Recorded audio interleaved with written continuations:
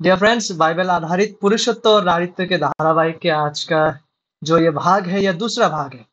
इससे पहले वाले जो भाग रहे हैं पार्ट 1, उसमें हम लोगों ने उत्पत्ति अध्याय 1 से 3 में से नर और नारी के समानता और साथ ही साथ नर के नेतृत्व के विषय में हमने देखी थी।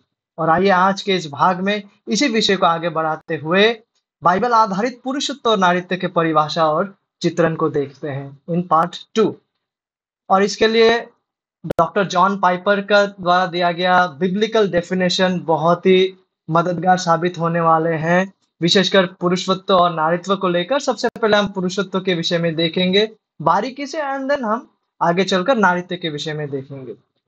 डॉक्टर जॉन पाइपर कहते हैं, परिपक्व पुरुषत्व के मूल या हृदय केंद्र में एक उदार जिम्मेदारी की भावना, एहसास या समझ है, जो पुरुष के विभिन्न उचित उपयुक्त रिश्तों के अनुरूप महिला का नेतृत्व करने, उनकी देखभाल करने, उनको प्रदान करने और उनकी सुरक्षा करने की है। सबसे पहले गौर कीजिएगा, डॉक्टर जॉन पाइपर इस डेफिनेशन में वो कहते हैं सबसे पहले कि परिपक्व पुरुषत्व के मूल या केंद्र में, गौर कीजिएगा इस विषय पर, मूल या केंद्र में विषय पर। इसका मतलब यह है कि पुरुषत्व और नारीत्व में इससे भी और भी अधिक विषय है, लेकिन इससे कम विषय नहीं। और वो आगे कहते हैं कि परिपक्व पुरुषत्व के शब्दों के साथ वो इसे शुरू करते हैं। परिपक्व पुरुषत्व का अर्थ है कि एक पुरुष की जिम्मेदारी की भावना अपने पापपूर्ण जो विकृतियां है और सीमाओं से बाहर निकलने की प्रक्रिया में है, कि वह प्रेम के एक रूप में अपनी अपनी सच्ची प्रकृति को पा रही है, ना कि अपने आत्म अभिमान के रूप में। और आगे वो कहते हैं कि परिपक्व पुरुषत्व के मूल यानी केंद्र में एक उदार जिम्मेदारी की भावना या एहसास या समझ है, क्योंकि पुरुष होने के लिए एक पुरुष को ना केवल जिम्मेदारी होना आवश्यक है, बल्कि उसे यह एहसास या अनुभूति या समझ या भावना भी होना कि वो जिम्मेदार है। अगर वो अपनी जिम्मेदारी को समझता और महसूस अगर वो समझता नहीं या महसूस नहीं करता और उसकी पुष्टि नहीं करती, तो वो अपने पुरुषत्व में परिपक्व नहीं है। और यह समझ या यह एहसास जो है, इसका तात्पर्य यह भी है कि एक पुरुष अपनी पुरुषत्व में तब भी परिपक्व हो सकते हैं जब उसके परिस्थितियां उसे किसी ऐसे रिश्ते में डाले जहां पे वो वास्तव में किसी महिला के आसपास ना हो। वो एक सिपाही हो सकते हैं जो युद्ध में है, या वो कोई नेवी में काम करने वाला व्यक्ति हो सकते हैं, पुरुष हो सकते हैं जो दूर में किसी शिप में वो दूर दरार समुद्र में हो। एक पुरुष इन सब परिस्थितियों में भी उचित रूप से परिपक्व पुरुष हो सकता है यदि उसके पास महिलाओं का नेतृत्व करने, उनके लिए प्रदान करने और उनकी रक्षा करने की उदार जिम्मेदारी की भावना मौजूद होते हैं। उदाहरण के लिए उसका यह जिम्मेदारी का भावना इस बात को प्रभावित करता है कि वो महिलाओं के बारे में कैसा बात करता है और अपने आसपास के पुरुषों की विवाह के प्रति वो किस तरह का चिंता को दिखाता है। और इस समझ या एहसास का यह भी अर्थ है कि एक पुरुष शारीरिक रूप से अपने परिवार के लिए देखभाल या सुरक्षा करने में सक्षम ना भी हो सकता हो, लेकिन बावजूद इसके यह संभव है कि वो अपने पुरुषत्व में परिपक्व हो। वो पैरालाइज्ड व्यक्ति हो सकते हैं, हो सकता है कि उसको कोई ऐसा बीमारी है जिसके वजह से वो असक्षम है परिवार के लिए कमाने को। ऐसा परिस्थिति में उसका पत्नी मुख्य कमाने वाली हो सकती है। यह पुरुष के लिए आसान नहीं है हालांकि, लेकिन अगर उसे अभी भी ऐसा वक्त में भी अगर परमेश्वर के अधीन अपनी खुद की उदार जिम्मेदारी का एहसास है, तो वो अपने पुरुषत्व को नहीं खोएगा। उसका यह जिम्मेदारी का भावना इन तमाम तरीके से दिखाई देगा कि किस तरह से वो अपने इस जीवन में सेल्फ पीटी के ऊपर विजय प्राप्त करते हैं। सेल्फ पीटी मतलब अपने ऊपर, स्वयं के ऊपर दया को, स्वयं के ऊपर दया केंद्रित करना और दूसरों को भी इसके लिए इस ओर ले जाना कि उनकी ओर सहानुभूति को प्रकट करे। उसका ये जो जिम्मेदारी का भावना है, वो इस प्रकार का सेल्फ पीटी को जो है, सेल्फ पीटी के ऊपर एक अर्थ से विजय प्राप्त करेगा और साथ ही साथ वो अपने परिवार के लिए भले शारीरिक रूप से प्रावधान करने के लिए और प्रदान करने के लिए सक्षम ना भी हो पैरालिसिस की वजह से, बावजूद इसके वो अपने परिवार के लिए आध्यात्मिक और नैतिक नेतृत्व प्रदान करेगा। भले वो शारीरिक रोटी प्रदान ना कर सके, लेकिन वो जीवन के रोटी प्रदान करने की इनिशिएटिव को लेंगे और वो सबसे बड़ा शत्रु यानी शैतान और पाप से अपने परिवार को बचाने का काम में बना रहेगा। और आगे डॉक्टर जॉन पाइपर कहते हैं, परिपक्व पुरुषत्व के मूल में या उसके हृदय में एक उदार जिम्मेदारी की भावना है। ये जिम्मेदारी किस प्रकार का, ये जिम्मेदारी का भावना केवल नहीं, ये उदार जिम्मेदारी का भावना है। उदार मतलब दयालु। और उदार या दयालु शब्द का उद्देश्य यह दर्शाता है कि पुरुषत्व की जिम्मेदारी महिला के भलाई के लिए है। उदार जिम्मेदारी का मतलब है कि एक पुरुष में अपने सभी आत्म प्रशंसा करने वाला मेल डोमिनेशन या क्रूरता की भावना को खारिज करना। इसका मतलब है कि सभी ऐसा कार्य को खारिज करना जो एक परिपक्व महिला को उचित सम्मान और पुरस्कृत नहीं करता। जैसे कि पहला पत्रस अध्याय 3 पद 7 कहता है, वैसे ही हे पतियों, तुम भी बुद्धिमानी से पत्नियों के साथ जीवन निर्वाह करो और स्त्री को निर्बल पात्र जानकर उसका आदर करो। तो ये उदार जिम्मेदारी इस प्रकार का उदारता है जो हर प्रकार का क्रूरता भरा स्वभाव जो एक पुरुष में बच सकते हैं उसका खारिज करता है, और उन सब चीजों को भी खारिज करता है जो एक परिपक्व महिला को उचित सम्मान और पुरस्कृत नहीं करता। जिस प्रकार का पुरस्कार और सम्मान के बारे में नीति वचन अध्याय 31 में भी हम देख पाते हैं। और आगे इस परिभाषा में डॉक्टर जॉन पाइपर कहते हैं, परिपक्व पुरुषत्व के मूल या उसके हृदय केंद्र में एक उदार जिम्मेदारी की भावना है। माय डियर फ्रेंड्स, ये उदार जिम्मेदारी की भावना है।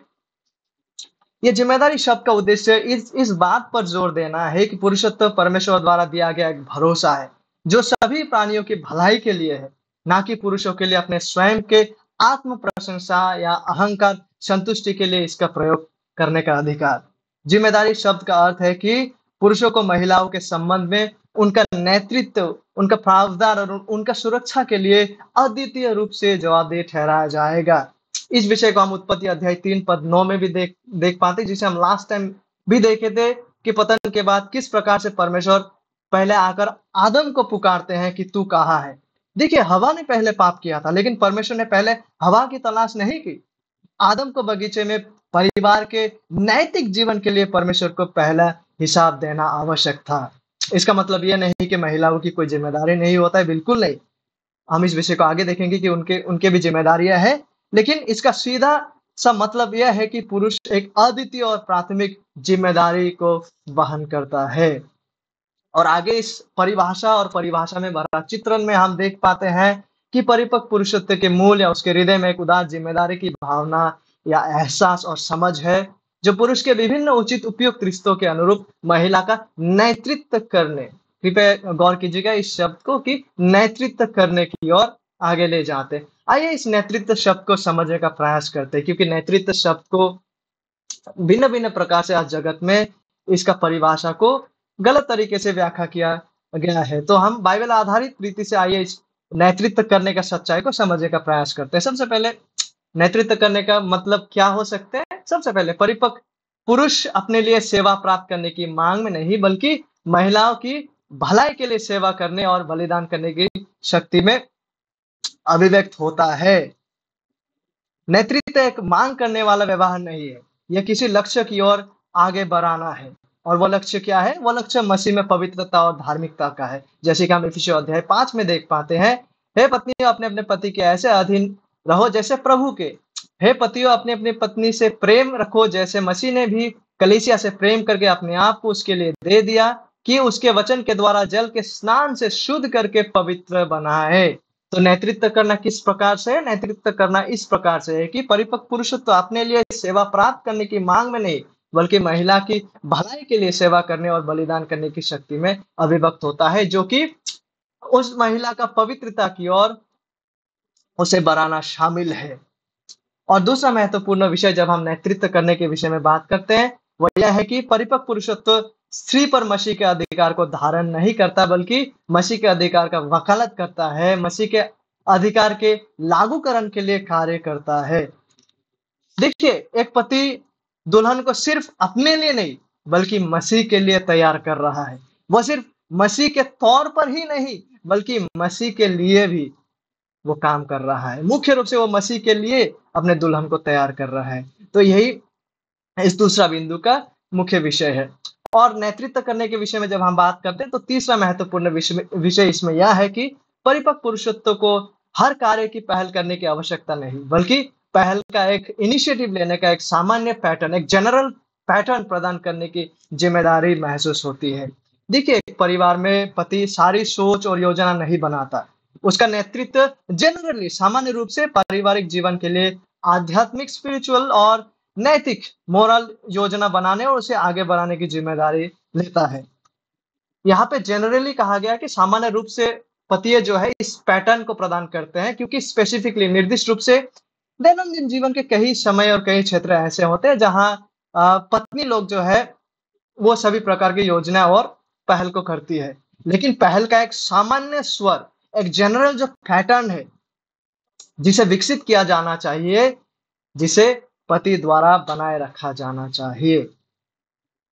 पुरुषत्व का इस प्रकार का जो छवि है, पुरुषत्व का इस प्रकार का उत्तरदायित्व जो है, इसका समझ इस बात से विकसित होता है कि पतन के बाद परमेश्वर सबसे पहले आदम के पास आकर आदम को पुकारता है, क्योंकि इस प्रकार का जवाबदेहिता प्राथमिक रूप से द जनरल पैटर्न लीडरशिप का है। जनरल पैटर्न जो है पहल करने का, वो पुरुष के ऊपर बना है। इसका पैटर्न को हम उत्पत्ति अध्याय 3 में देख पाते हैं, जब परमेश्वर आदम को आकर पुकारते हैं। और डॉक्टर जेम्स डॉब्सन कहते हैं, एक ईसाई पुरुष बाध्य है कि वो अपने परिवार का नेतृत्व अपनी क्षमता के अनुसार वो करे। अगर उसका परिवार ने बहुत सी चीजें उधार में या कर्ज में खरीदी है, तो यह आर्थिक संकट अंततः उसी का दोष के वजह से है, पुरुष के दोष के वजह से। अगर परिवार कभी भी बाइबल नहीं पढ़ता, तो इसके लिए मुख्य रूप से जिम्मेदार पति है। अगर रविवारों में कलीसिया में कम जाता है या ना के बराबर जाते हैं, तो इसके लिए भी जवाबदेह है, इसके लिए भी दोषी जो है वो पति है। तो परमेश्वर उस पुरुष को दोषी ठहराते हैं। अगर उसके बच्चे डिसरेस्पेक्टफुल है, वो अनादर करते, आदर प्रदान नहीं करते बड़ों का, और डिसोबीडिएंट अगर उनके बच्चे हैं, तो इसके लिए प्राथमिक जिम्मेदारी पिता का है, उसके पत्नी का नहीं। और चौथा विषय नेतृत्व को लेकर यह है कि परिपक्व पुरुषोत्तम पति पत्नी के बीच मतभेदों में अंतिम निर्णय लेने का भार स्वीकार करता है, लेकिन हर मामले में इसका प्रयोग करने का दावा नहीं करता है। देखिए, एक अच्छे विवाह में निर्णय लेने का कार्य पति पर केंद्रित होता है, लेकिन यह एक तरफा नहीं होता। वो अपने पत्नी से सलाह लेता है और अक्सर उसके विचारों को अपनाते हैं।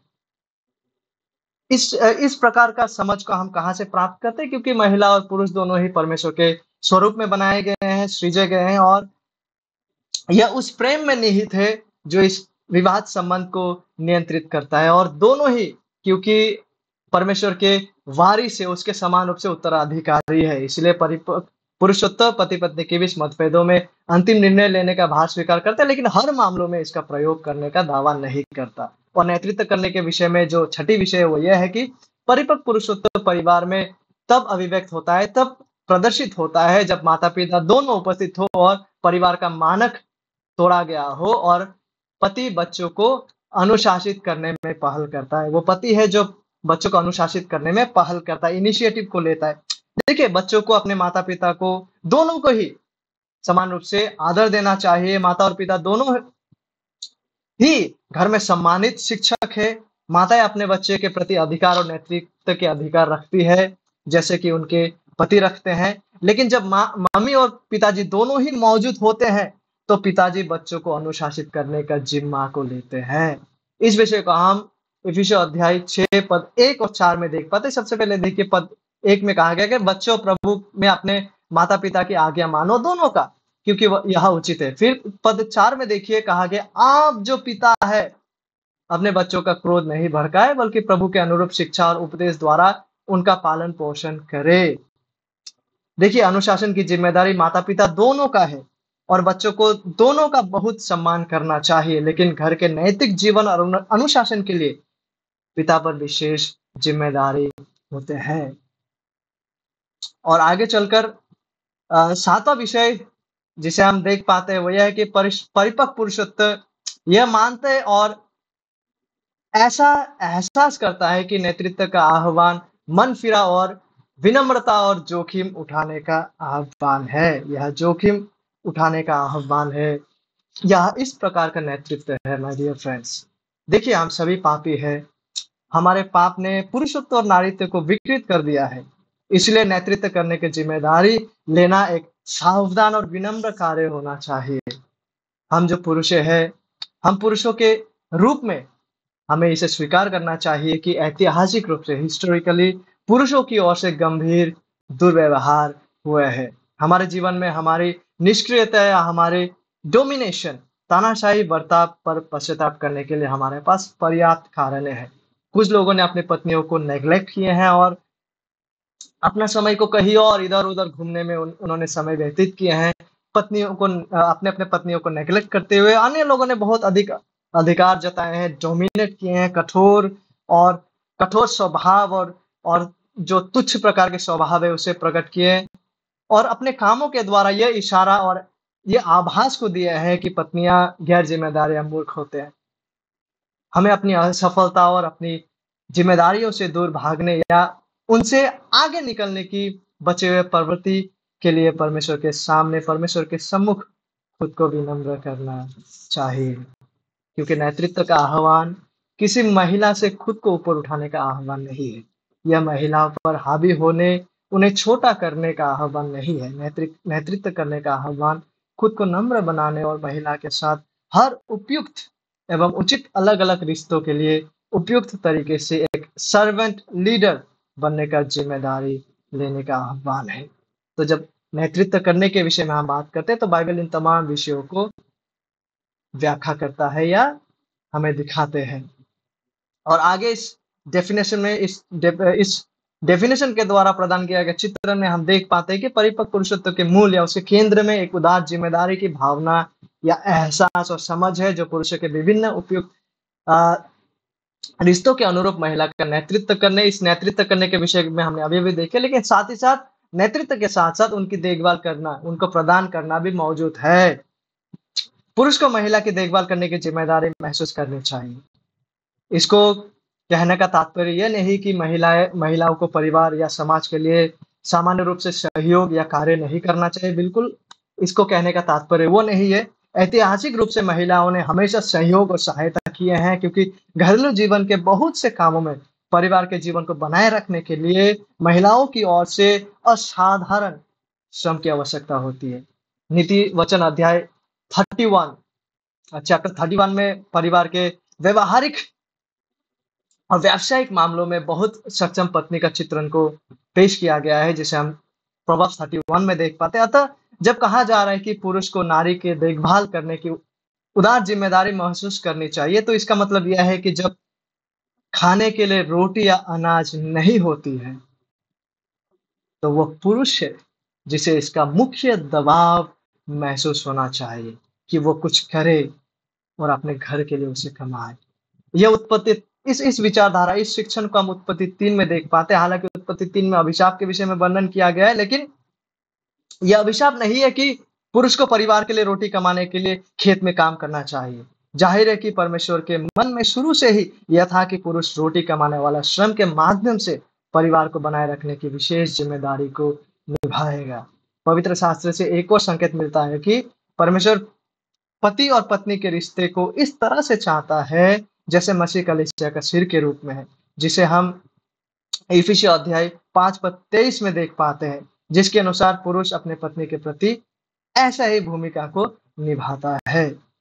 और विशेषकर कुलुसी अध्याय 2 पद 19 में भी हम देख पाते हैं कि मसीह वह शीर्षक है जिससे समस्त शरीर संधियों और स्नायुओं द्वारा पोषित और संगठित होकर परमेश्वर की इच्छा अनुसार बढ़ता है। और इसी प्रकार का वास्तविकता को जो है, पुरुष को अपने परिवार में अपने पत्नी के संबंध में पालन करना, इस भूमिका को, इस प्रकार का चित्रण को इफिसियों अध्याय 5 पद 23 कहता है। और साथ ही साथ जब हम व्यवस्था विवरण अध्याय 10 पद 18 में भी देख पाते हैं, वहां लिखा हुआ है, वह पितृहीन और विधवा का न्याय करता है, वह तुम्हारे देश में रहने वाले प्रवासी व्यक्ति से प्रेम करता है, उसको भोजन वस्त्र देता है। कहने का तात्पर्य यह है कि दूसरे दूसरे भाषा में, जब नेचुरल प्रोवाइडर, जब पिता नहीं रहे या पति नहीं रहे, तो परमेश्वर हस्तक्षेप करता है। व्यवस्था विवरण अध्याय 10 पद 18 के अनुसार। तो even in the old testament हम देख पाते हैं कि मुख्य रूप से ये जो देखभाल करने का जिम्मेदारी है, वो पति और पिताओं का हुआ करता था। और जब वे नहीं रहे, then you see God intervening, कि परमेश्वर आते हैं, हस्तक्षेप करते। विषय यह है कि परिपक्व पुरुषोत्तम परमेश्वर के सामने अपने परिवार के लिए प्राथमिक प्रधानता होने की एक उदार जिम्मेदारी को महसूस करता है। उसे यह एहसास है कि अगर परमेश्वर आकर किसी को परिवार की ज़रूरतों को पूरा ना करने के लिए जवाबदेह ठहराए, तो परमेश्वर सबसे पहले पति के पास आएगा।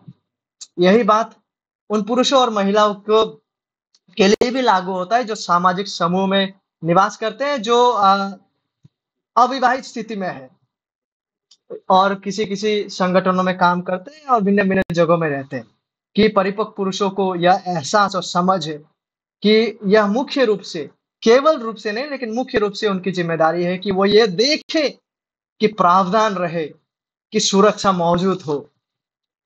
और आगे हम इस परिभाषा में देख पाते हैं कि परिपक्व पुरुषत्व के मूल में एक उदार ज़िम्मेदारी की भावना है, जो पुरुषों के विभिन्न उचित उपयुक्त रिश्तों के अनुरूप महिला का नेतृत्व करने, उनकी देखभाल करने, उनको प्रदान करने और साथ ही साथ उनकी सुरक्षा करने का भी है।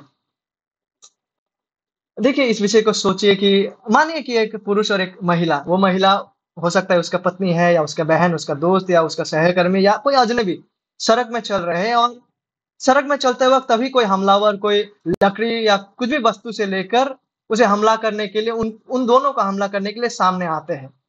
उस वक़्त परिपक्व पुरुषत्व एक स्वाभाविक परमेश्वर द्वारा प्रदान ज़िम्मेदारी को समझता है कि वो आगे बढ़े और हमलावर और महिला के बीच में खुद को रखे।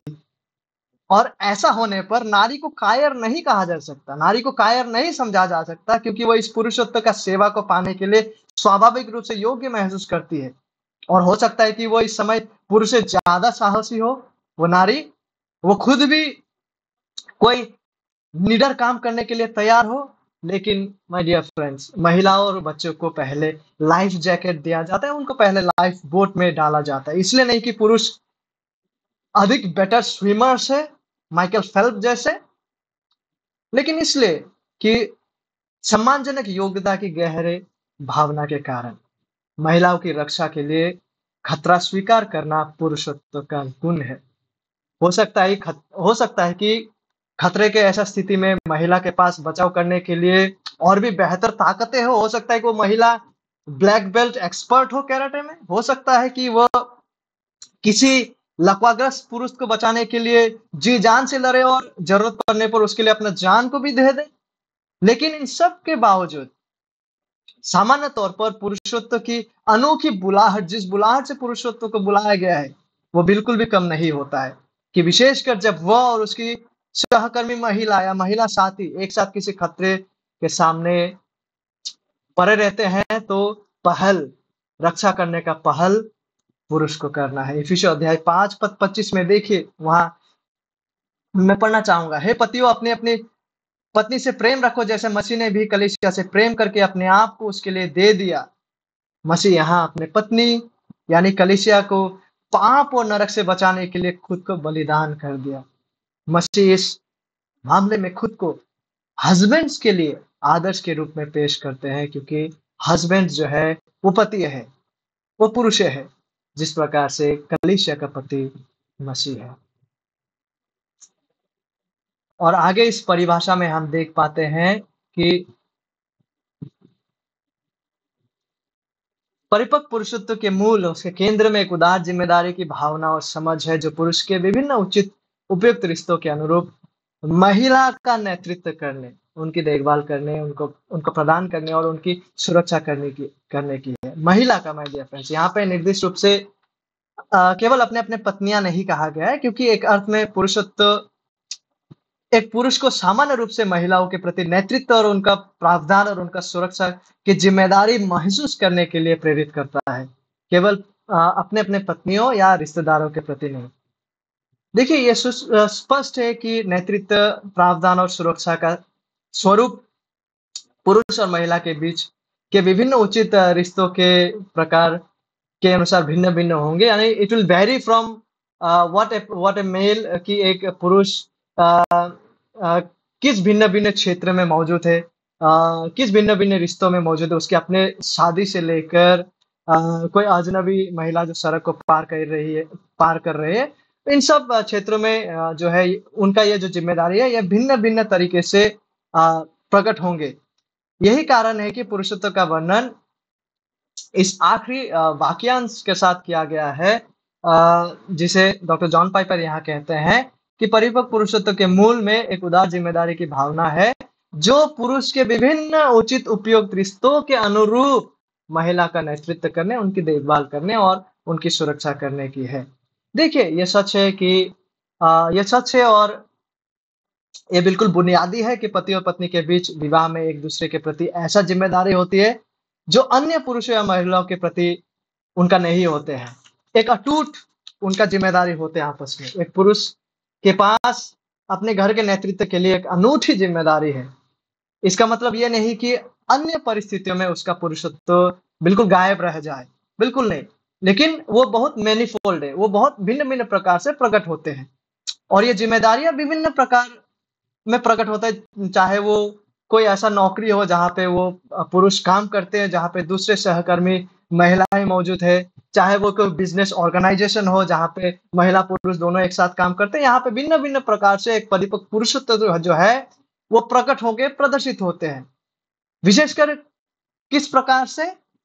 सर्विंग करने में, नेतृत्व प्रदान करने में, सेवा प्रदान करने में, प्रावधान प्रदान करने में, सुरक्षा प्रदान करने में इत्यादि इन तमाम विषयों को हमने अभी भी देखे। लेकिन और एक विषय को यहाँ पे जोड़ना चाहेंगे जो बहुत ही महत्वपूर्ण है कि किस प्रकार और किस प्रकार से विभिन्न उचित रिश्तों के अनुरूप एक परिपक्व पुरुष इनिशिएटिव को लेते हैं, किस-किस प्रकार से वो पहल को करते हैं। पहल का ये पैटर्न जो है उसे इस महत्वपूर्ण विषय पर भी आप सबका केंद्र को आकर्षित करना चाहूँगा जो उपयुक्त रिश्तों के अनुरूप मौजूद होते हैं। जैसे उदाहरण के लिए यदि कोई पुरुष किसी कार्यालय या किसी ऑफ़िस, किसी स्कूल जहाँ दूसरे टीचर्स हैं या कोई ऑफ़िस जहाँ पे दूसरे टीचर्स जो दूसरे वर्कर्स जो फीमेल से दूसरे कोई स्कूल टीचर जो दूसरे टीचर्स फीमेल से मेल टीचर, फीमेल टीचर मौजूद थे। तो ऐसे उदाहरण के लिए ऐसे माहौल में यदि कोई पुरुष किसी कार्यालय या ऑफ़िस में अन्य सहकर्मियों के साथ काम करता है जिसमें से कुछ महिलाएँ हैं, तो इस तो वहाँ पे ये जो पैटर्न है देखभाल करने का सुरक्षा करने का ये पैटर्न किस प्रकार से प्रदर्शित होंगे? तो वैसा क्षेत्र में वो निश्चित रूप से उन कई तरह की चर्चाओं की जो या पुरुष है, परिपक्व पुरुष जो इन भिन्न-भिन्न क्षेत्रों में काम कर रहा है, जहाँ पे महिलाएँ भी मौजूद है। तो वहाँ पे उनका पुरुषत्व का पैटर्न किस तरह से प्रदर्शित होंगे? वहाँ पे यह पुरुष निश्चित रूप से उन कई तरह की चर्चाओं की पहल नहीं करेगा। वो उन उन प्रकार का चर्चा, वार्तालाप को इनिशिएट नहीं करेगा, जो वो केवल अपने पत्नी के साथ कर सकते हैं। ठीक है? वास्तव में परिपक्व पुरुषत्व द्वारा की जाने वाली विशेष पहलों में से एक पहल ये है कि वह अपनी महिला सहकर्मियों के साथ किसी भी तरह की अनुचित घनिष्ठता, इनएप्रोप्रिएट इंटीमेसी के विकास के खिलाफ सुरक्षा का निर्माण करेगा। इस प्रकार से ये पुरुष का जो विभिन्न उपयुक्त रिश्तों के अनुरूप वो अपना पुरुषत्व का भूमिका को निभाएगा। देखिए, महिलाओं की मुख्य रूप से ये ज़िम्मेदारी नहीं है कि वे खुद को बुरे व्यवहार वाले पुरुषों के आगे बढ़ने से बचाने के लिए कुछ प्रतिक्रियाओं को करे, लेकिन मुख्य रूप से परिपक्व पुरुष की ज़िम्मेदारी है कि वह व्यवहार और दृष्टिकोण का एक ऐसा पैटर्न को स्थापित करे अपने वर्क प्लेसेस में, जो पुरुषों और महिलाओं को एक-दूसरे के बीच स्वतंत्रता और सहजता और नैतिक सुरक्षा के साथ घूमने में सक्षम बनाते हैं। तो यह था परिपक्व बाइबल आधारित पुरुषत्व के विषय में परिभाषा और चित्रण। अब आइए बाइबल आधारित नारीत्व के विषय में देखते हैं और परिपक्व नारीत्व की परिभाषा को व्याख्या करते हुए ओल्ड टेस्टामेंट के उत्पत्ति अध्याय 2 पद 18 में जो इस्तेमाल किया गया जो फ्रेश है वाक्यांश उपयुक्त सहायक उस विषय को मद्देनजर रखते हुए बिब्लिकल वुमनहुड का परिभाषा को समझने का प्रयास करते हैं। डॉक्टर जॉन पाइपर कहते हैं परिपक्व नारीत्व के मूल या उसके केंद्र, उसके हृदय में एक स्वतंत्र स्वभाव प्रकृति है जो महिलाओं के विभिन्न उपयुक्त उचित रिश्तों के अनुरूप योग्य पुरुषों से देखभाल, उनसे सामर्थ्य परिपोषण, नर्चर करने और नेतृत्व ग्रहण करने की पुष्टि या सम्मति करता है। सबसे पहले यहाँ पे गौर कीजिएगा परिपक्व नारीत्व के मूल जो रेड में यहाँ हाइलाइटेड है, मूल या केंद्र या हृदय में, पॉइंट ए। तो यह वाक्यांश यह संकेत देता है कि नारीत्व की ये परिभाषा सिद्ध नहीं है। सिद्ध यानी ये संपूर्ण रूप से होलसम नहीं है, लेकिन नारीत्व में और भी बहुत सारा विषय है, लेकिन इससे कम नहीं। इसलिए यह नारीत्व के परिपक्व नारीत्व के मूल और केंद्रीय विषय है। There may be a lot more things, a lot more realities to womanhood, लेकिन वो इससे कम नहीं है। जिस भी विषय को यहाँ पे बताया जा रहा है वो नारीत्व के परिपक्व नारीत्व के केंद्र मुख्य विषय में है। और गौर कीजिएगा यहाँ पे कहा गया परिपक्व नारीत्व। परिपक्व शब्द इस इंगित को करता है कि नारीत्व में विकृतियां है, डिस्टोर्शंस है। विकृतियां मतलब नारीत्व के सच्चा अर्थ को बदल दिया गया है। झूठे या अपरिपक्व स्वभाव को कभी कभी नारीत्व के सार के रूप में पहचाना जाता है। और जब हम नारीत्व की बात करते हैं तो हम पाप द्वारा प्रभावित जो विकृतियां है, पाप ने जिस प्रकार से नारीत्व का सच्चाई को डिस्टोर्ट किए हैं, उस विषय और परमेश्वर के मूल रचना, परमेश्वर के जो ओरिजिनल क्रिएशन है, उसके बीच सावधानी से अंतर को हमें करना चाहिए। कि पाप के वजह से जिस विकृतियों को आज हम देख पा रहे हैं, जिसको लोग नारीत्व कहते हैं, उसके और परमेश्वर ने जिस ओरिजिनल क्रिएशन में नारीत्व को सृजे थे, उन दोनों में अंतर को सावधानी से हमें समझना चाहिए। क्योंकि परिपक्व नारीत्व का अर्थ वो नहीं है जो पाप ने नारीत्व को बना दिया है। और परिपक्व नारीत्व का अर्थ वो भी नहीं है जो आज के लोकप्रिय राय इसके बारे में क्या कहता या सोचता है, बल्कि परिपक्व नारीत्व वो है जो परमेश्वर ने इसे अपने सर्वश्रेष्ठ रूप में कैसे उन्होंने सृजे हैं पतन से पूर्व। और आगे इस परिभाषा में हम देख पाते हैं परिपक्व नारीत्व के मूल, उसके केंद्र में एक स्वतंत्र स्वभाव या प्रकृति मौजूद है। एक स्वतंत्र स्वभाव या प्रकृति मौजूद है। देखिए, पत्नी की अधीनता की बाइबल आधारित वास्तविकता पति के नेतृत्व की जो गुणवत्ता है, उसके आधार पर अलग अलग रूप से प्रदर्शित होंगे।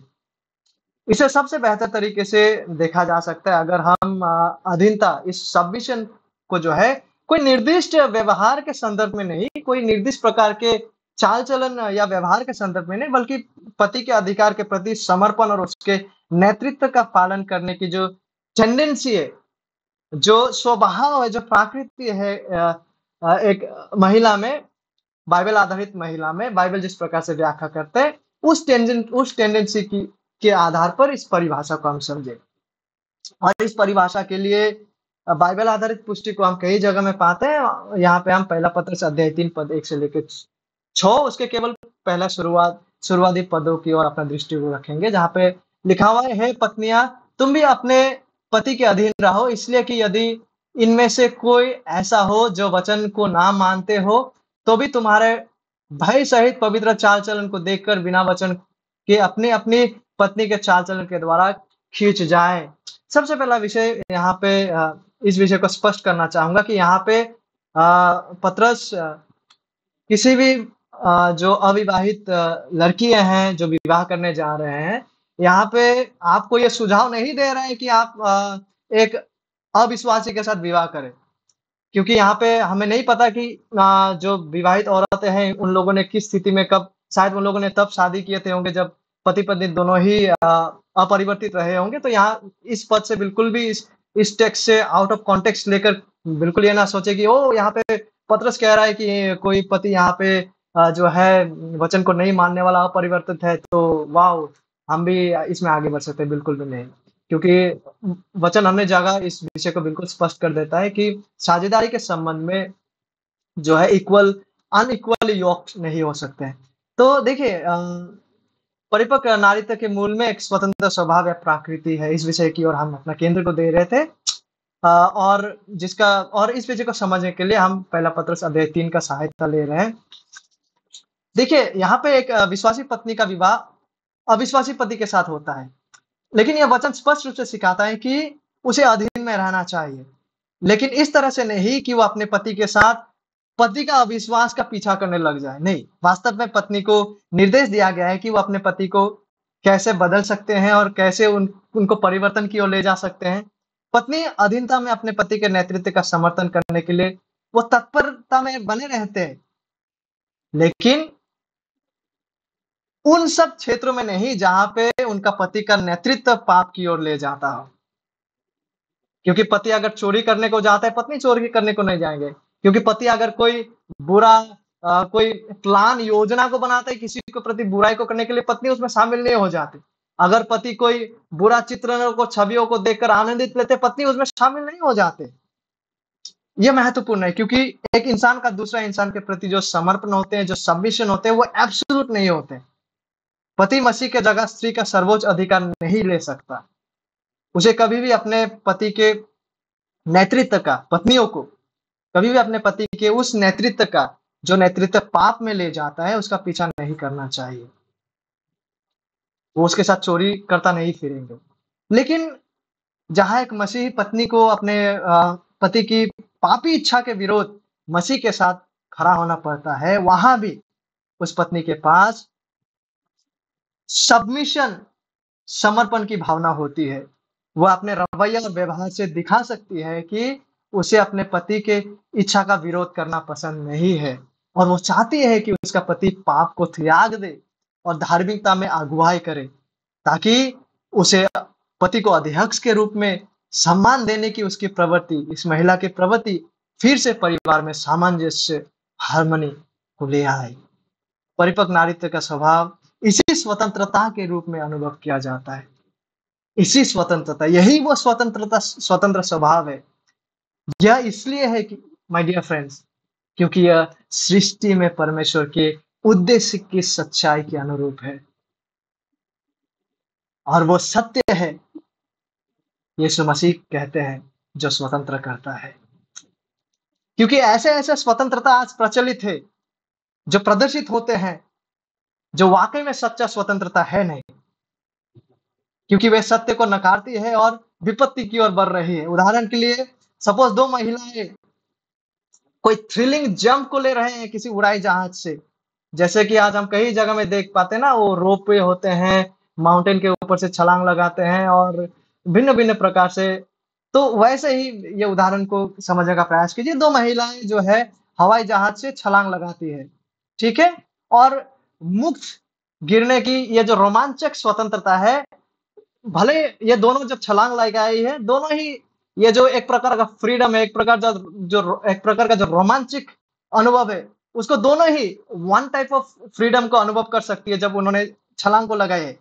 लेकिन अंतर इसमें है कि एक महिला की पीठ में पैराशूट बंधा हुआ है, पैराशूट का बोझ है, पैराशूट का रस्सियों का बोझ है और दूसरे में ये बोझ नहीं है।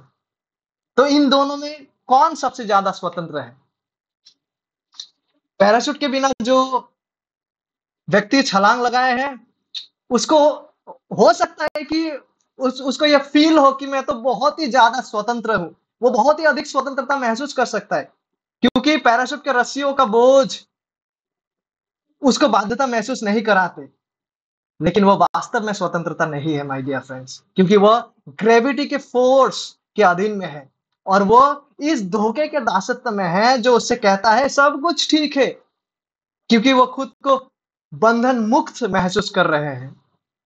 स्वतंत्रता का यह झूठा एहसास वास्तव में विपत्ति का बंधन है, जो क्षण भर के लिए एक प्रकार का प्लेज़र को लाता है, लेकिन विपत्ति आगे चलकर निश्चित है।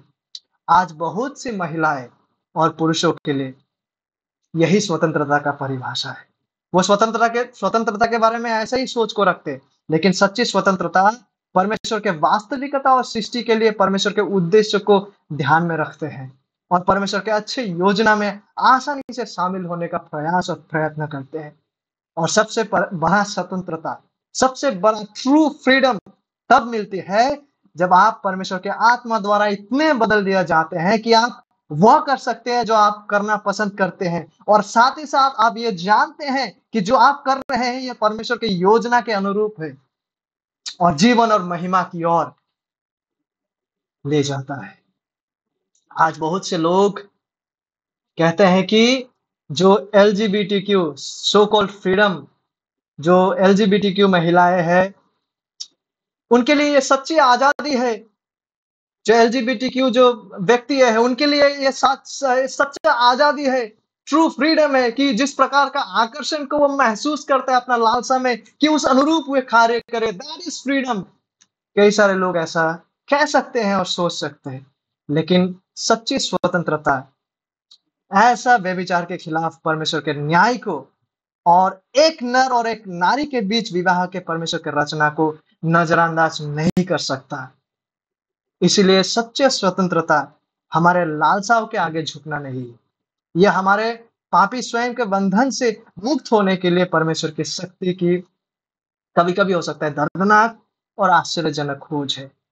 परमेश्वर जिस नारित्य के लिए महिलाओं को बुलाते हैं, वह हर महिला के लिए सच्चा स्वतंत्रता का मार्ग है। यह हर महिला में एक ऐसा यह हर महिला में वैसा है जैसा कि हर पुरुषों के लिए परमेश्वर जिम्मेदारियों को रख छोड़े है। और ये हर महिलाओं में एक जैसा समान जैसा ना भी दिखे, लेकिन ये सभी महिलाओं के पास उसी तरह का जिम्मेदारी उसी तरह से जिम्मेदारियों को रिस्पॉन्सिबिलिटीज भिन्न-भिन्न रिस्पॉन्सिबिलिटीज को डालेगा जिस तरह से परिपक्व पुरुषत्व सभी पुरुषों पर भिन्न-भिन्न प्रकार के मुख्य रूप से नेतृत्व, प्रावधान और सुरक्षा करने का जिम्मेदारी को डालता है। इनमें से कुछ हम बहुत स्वाभाविक रूप से व्यक्त और प्रदर्शित करेंगे, लेकिन इनमें से कुछ ऐसे होंगे जिसको प्रार्थना और विश्वास के द्वारा अभ्यास में विकसित किया जाने का ज़रूरत पड़ेगा। और आगे चलकर परिपक्व नारीत्व के मूल केंद्र में एक स्वतंत्र स्वभाव या प्रकृति है जो महिलाओं के विभिन्न उपयुक्त रिश्तों के अनुरूप योग्य पुरुषों से देखभाल, सामर्थ्य परिपोषण, नर्चर करने उनसे उनका सामर्थ्य को नर्चर करने और नेतृत्व ग्रहण करने की पुष्टि सम्मति करता है। जिसे वो रिसीव करते हैं और जिस सामर्थ्य के बारे में यहाँ बात किया गया है, जिस देखभाल, जिस नेतृत्व के बारे में यहाँ बात किया गया है, वो वही देखभाल नेतृत्व है जिसके बारे में हमने कुछ क्षण पहले पुरुषत्व को व्याख्या करते हुए हमने देखे थे।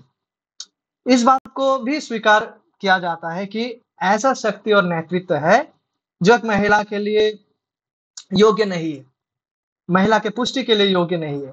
परिपक्व नारीत्व मसीह के प्रति प्रभु के रूप में प्रतिबद्धता में निहित है और यह जो स्वीकार करती है उसमें विवेकशील है, वेरी वाइजली वो स्वीकार करते हैं। परिपक्व नारीत्व में परिपक्व पुरुषत्व की स्पष्ट बाइबलीय समझ मौजूद होते हैं, बाइबलीय पिक्चर मौजूद होते हैं। महिला परिपक्व पुरुषत्व से आनंदित होते हैं जैसे परिपक्व नारीत्व में पुरुषत्व परिपक्व पुरुषत्व आनंदित होते हैं। लेकिन जब एक पुरुष में परिपक्व पुरुषत्व नहीं होता है तो एक परिपक्व महिला की प्रतिक्रिया अपने नारीत्व को त्याग देना नहीं है।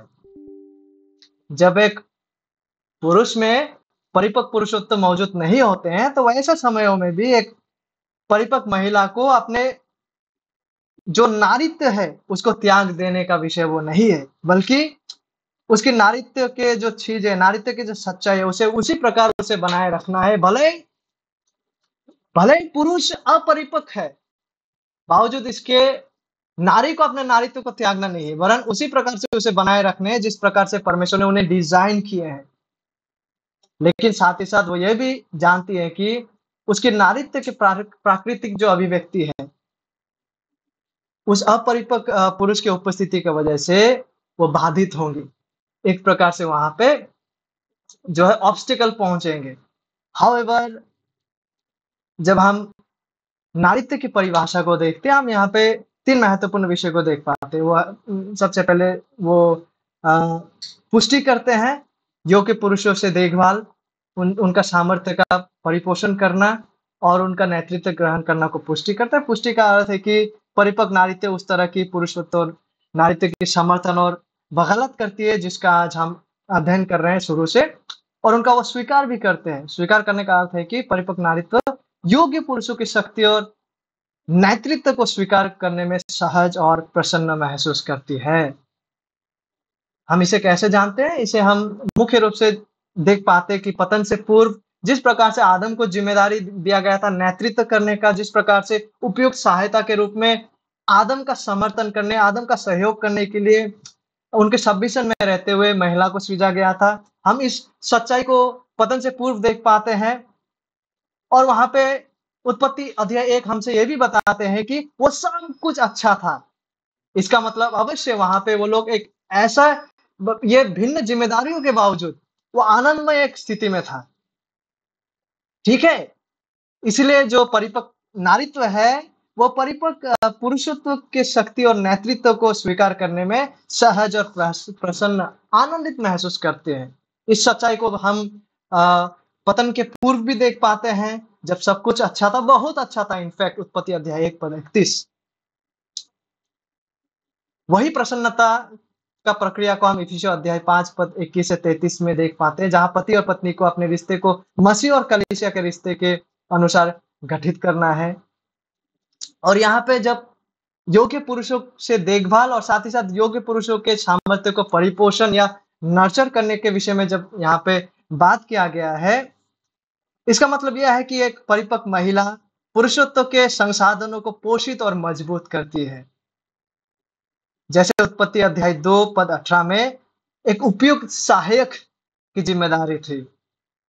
यह एक प्रकार से विरोधाभास लग सकता है, लेकिन यह विरोधाभास है नहीं। महिलाएं अपने पति के साथ रिश्ते में ऐसा ताकत, और या हम ये भी कह सकते हैं कि महिलाएं नॉर्मल एक जो फ्रेंडली रिलेशंस भी है या अन्य जो अविवाहित जो ऑर्गेनाइजेशंस में काम करने वाले जो एक को-वर्कर का जो रिलेशन है, और बिगिनिंग विथ महिलाओं का जो अपने पतियों के साथ जो रिश्ता है, तो महिलाएं, परिपक्व महिलाएं रिश्ते में ऐसे ताकत और समझ लाती है जो पुरुषों द्वारा नहीं लाई जाती है।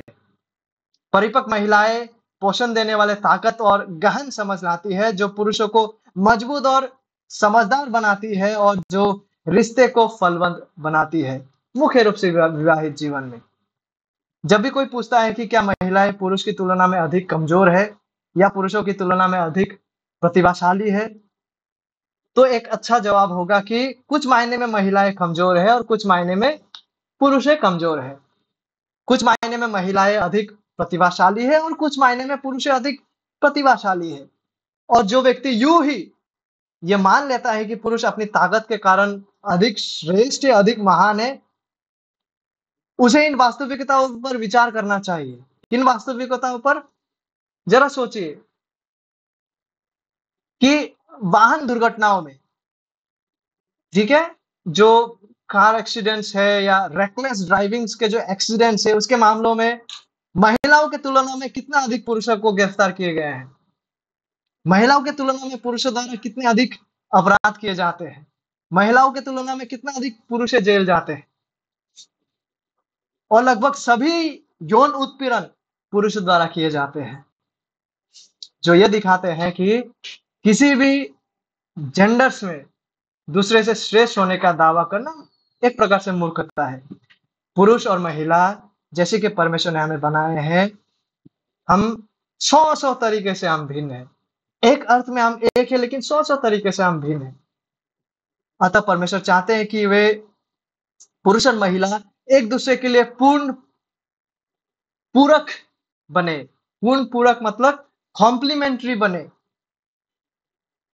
इसका मतलब, कॉम्प्लीमेंट्री का मतलब यह है कि, इसको एक उदाहरण के द्वारा समझाना चाहूंगा। जैसे फॉर एग्जांपल हम लोग जब वो क्यूब्स खेलते हैं या वो जो पजल को खेलते हैं ना, पजल्स एक प्रकार का पजल्स, और जब सारा पजल्स को हम अच्छे से मिलाते हैं तो किस प्रकार से वो एक अच्छा पजल सॉल्विंग को चित्रण इत्यादि बन जाते हैं।